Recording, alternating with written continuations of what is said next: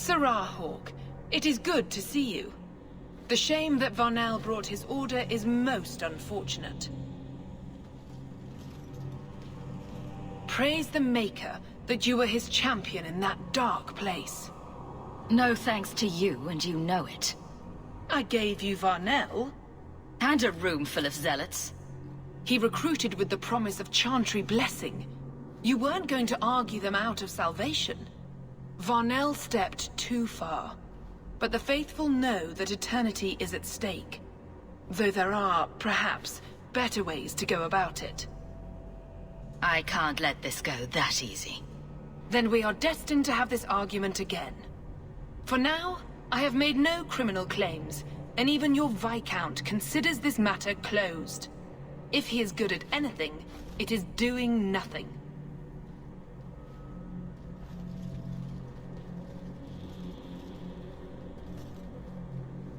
I hope you live a long life, Sirrah Hawk, because your judgment before the Maker will be harsh. Sometimes you just know trouble is coming. I've got some of it written down now. Give it here. Her breasts strained against the leather jerkin like two wild stallions corralled against their will. She pounced, the smooth moves of a jungle cat, and locked her thighs around Donnick's waist. Maybe you should read the rest of it in private. I think that's best. I thought it would end here. That young lady, Hawk, she decimated Flint Company. No survivors. Yet, now that I know who sent them, it's harder to see their deaths as justice. Death is never justice. Hawk? We were just talking about you. Carry on. I love to eavesdrop. Hawk said sarcastically. You know, I hate it when you do that. Hawk muttered in an angry aside to the dwarf. If, you two have a moment, I've learned who hired Flint Company.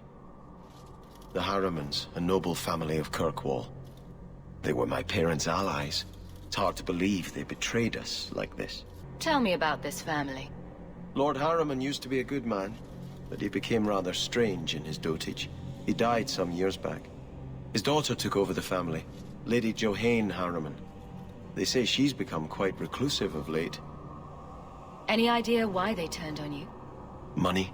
Power? It's hard to say. Lady Harriman was always jealous of my family for being royalty when hers were mere nobility. But I can't imagine that pushing her into outright murder. Give this up, Sebastian.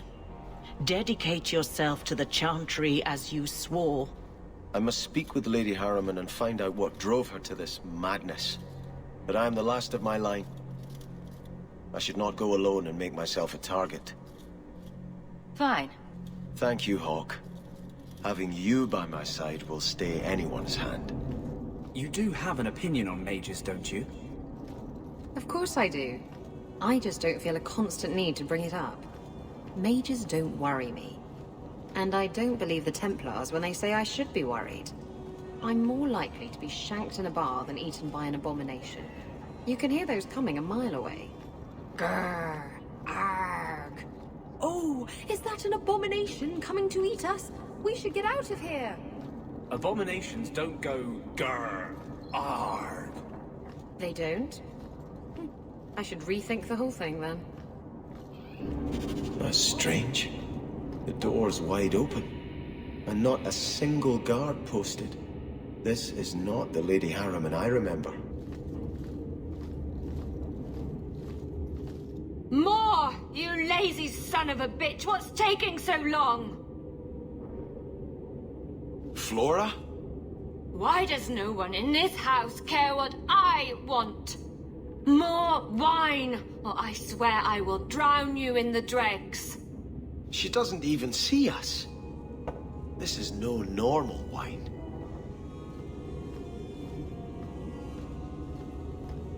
More logs. It must be molten. You, more coins. I want every scrap of gold in this house. Please, Monsieur! There's nothing to fear. You'll be beautiful. Pour it over her. Don't! You'll kill her! He can't hear me.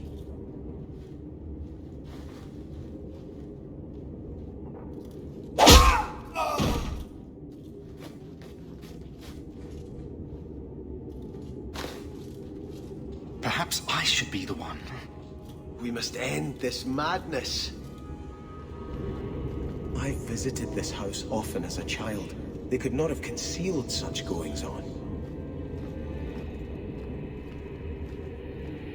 Oh, lower, lower. I beg your pardon, Hawk. I did not mean to expose you to such things. No apologies necessary. No, the feather. Use the feather. Where have you been all my life? Today, I am more than a man. Come, felicitate me. That's a great line. I should use that. Oh, I could get it embroidered on my blouse. He has no idea we're here. I've known Ruxton Harriman my whole life. He's a complete prude. That's my kind of prude. Where's your brother? Let's ask him to join us. Now, you be the naughty apprentice, and I'll be the Templar torturer.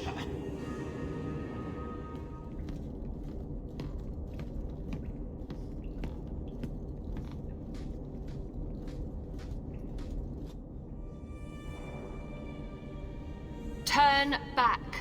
There is nothing here for you. You shall not enter.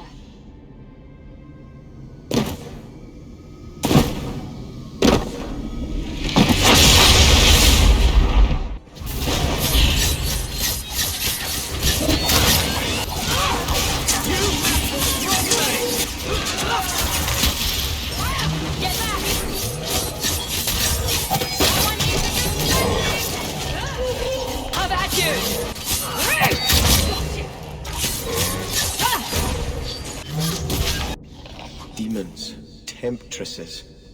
We must see what greater evil they were protecting.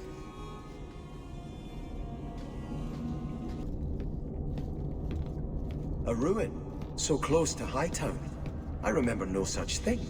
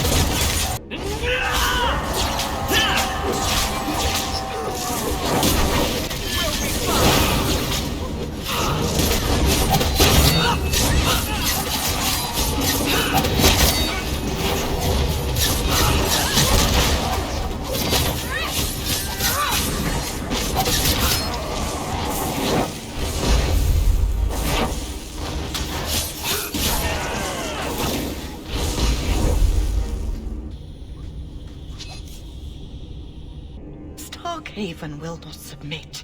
I put that idiot Goran Vale into the prince's seat, but the other families won't heed him. I must marry him to Flora and solidify our hold. But I need more power. I've given you much. Your desires run deep. You've already traded your husband and your children. What more can you offer? At the Blooming Rose, 50 silver's standard for a whore. You'll hardly find my services standard. Who is this? Who are you? How did you get here? Sebastian! You were my mother's friend. How could you murder her? Such an ugly word. I prefer remove the only obstacle between her and her dreams. This was your idea. I could create such desires if I wished. But it's far easier to nurture those that already exist. The desire for power is easy to find. You and your friend both possess it, do you not? You both wish to rise. I will hear no more from you. I got what you need right here!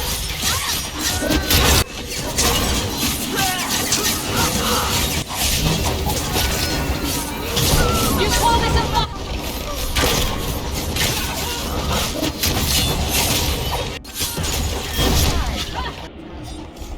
Let us return to the Chantry. I must pray for Lady Harriman's soul. Sebastian, I am so sorry is such an inadequate word. When I think what Mother made us do, what those creatures made us do. We were friends, Flora. It was like a cloud came down on me. All I could feel or think was what the demon allowed. Did your mother order the attack on Sebastian's family? She did. You know Mother, Sebastian.